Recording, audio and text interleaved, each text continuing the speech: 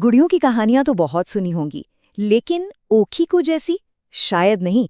ये एक ऐसी कहानी है जो एक प्यारे से खिलौने और एक खौफनाक साए के बीच की लकीर को मिटा देती है। सोचिए, एक गुड़िया, किसी बच्चे की सबसे अच्छी दोस्त, उसकी साथी, उसकी राजदार। पर क्या होता है जब वो दोस्ती हमेशा के लिए ना रहे और पीछे छूट जाए? बस एक खाली खोल। और क्या हो अगर वही दोस्त, वही राजदार एक भयानक सपने में बदल दिए?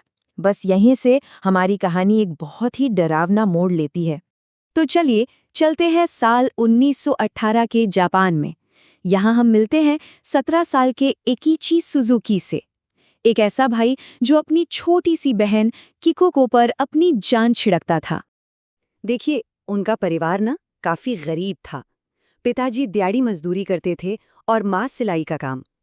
लेकिन एक ही चीज से अपनी बहन की उदासी बिल्कुल देखी नहीं जाती थी। तो उसने क्या किया? महीने भर तक छोटे मोटे काम करके पैसे जोड़े, सिर्फ और सिर्फ अपनी बहन के चेहरे पर एक मुस्कान लाने के लिए। और जब एकीची ने उस गुड़िया को दुकान की खिड़की में देखा ना, तो बस देखता रह गया। वो बाकी सबसे बिल्कुल अलग थी। एक अजीब सी शांति थी उसके चेहरे पर, लेकिन उसकी आंखें इतनी गहरी थी, जैसे जैसे वो सब कुछ देख सकती हो, सब कुछ समझ सकती हो। तो जब किकुको ने अपने चौथे जन्मदिन पर यह गिफ्ट खोला, बस खुशी से झूम उठी। उसने गुड़िया का नाम रखा ओकीकू, और बस वो उसकी पक्की सहेली बन गई। एक पल के लिए भी किकुको उससे अलग नहीं होती थी, हमेशा अपने साथ रखती थी। लेकिन ये खुशी ज्यादा दिन तक नहीं रह सकी। एक दिन अचानक किकुको को मलेरिया हो गया और अपनी आखिरी सांस तक उसने अपनी प्यारी ओकीको को अपने सीने से लगाए रखा, और उसी हालत में उस नन्ही सी जान ने दम तोड़ दिया। परिवार ने सोचा कि किकुको की याद में उस गुड़िया को घर में ही एक शेल्फ पर सजा देते हैं, और बस यहीं से उनके दुख ने एक ऐसा भयानक मोड़ लिया कि घर में खौफ ने दस्तक दे दी। शुरुआत काफी धीरे धीरे हुई। पहले तो घर में हल्की हल्की फुसफुसाहट की आवाजें आने लगी, जैसे किको को ही कुछ कह रही हो। फिर गुड़िया अपनी जगह से हिली हुई मिलने लगी। लेकिन असली खौफ तो तब शुरू हुआ जब परिवार ने गुड़िया के बालों में एक बहुत ही अजीब सा बदलाव देखा, और उसके बाद शुरू हुआ भयानक सपनों का एक ना खत्म होने वाला सिलसिला। सोचिए, जब एकीची ने गुड़िया खरीदी थी, उसके बाल गर्दन तक थे, एकदम काले रेशमी, पर अब वो कंधों तक लंबे हो चुके थे। रंग भी हल्का भूरा पड़ने लगा था, और बिल्कुल इंसानी बालों की तरह उनमें स्प्लिट एंड्स आ गए थे। ये बिल्कुल भी नॉर्मल नहीं था।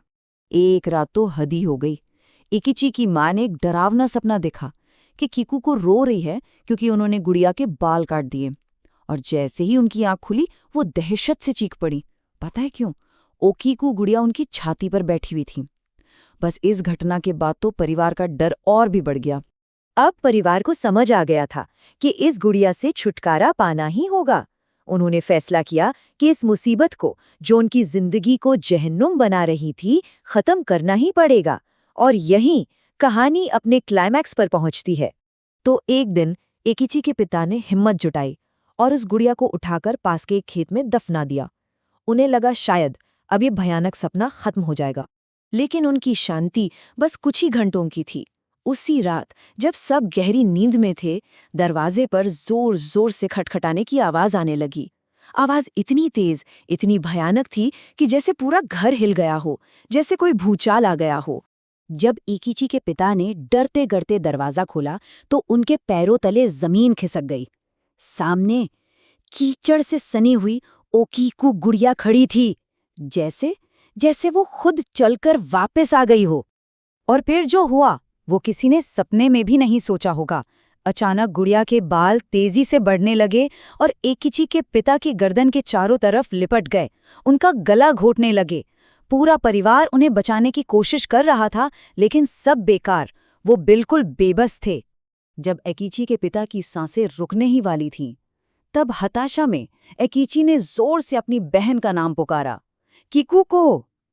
ये उसकी आखिरी बेबस पुकार थी। और जैसे ही एकीची ने नाम पुकारा, गुड़िया अचानक बेजान होकर गिर पड़ी। उस हमले के बाद परिवार को एक खौफनाक सच्चाई का एहसास हुआ। वो अब एक ऐसे श्राप में फंस चुके थे जिससे बचना नामुमकिन था। 1 साल, 2 साल नहीं, पूरे 20 साल सुजुकी परिवार ने पूरे 20 साल तक इस आतंक को झेला।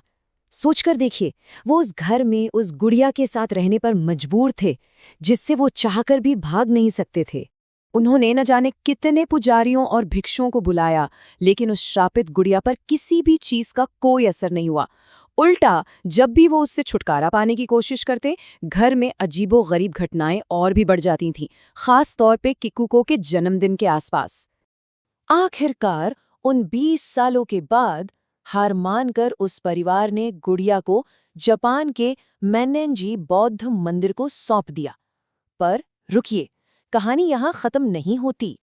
आज लगभग 100 साल बाद भी ओकीको गुड़िया उसी मंदिर में है, और सबसे हैरान करने वाली बात, उसके बाल आज भी बढ़ते हैं।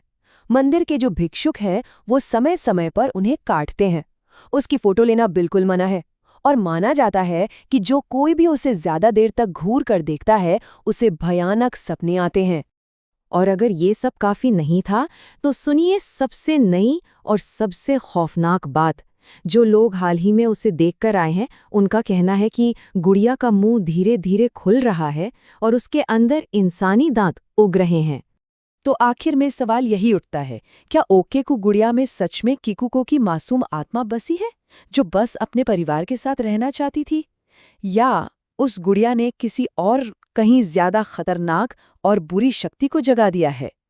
इस सवाल का जवाब आज भी एक रहस्य बना हुआ है।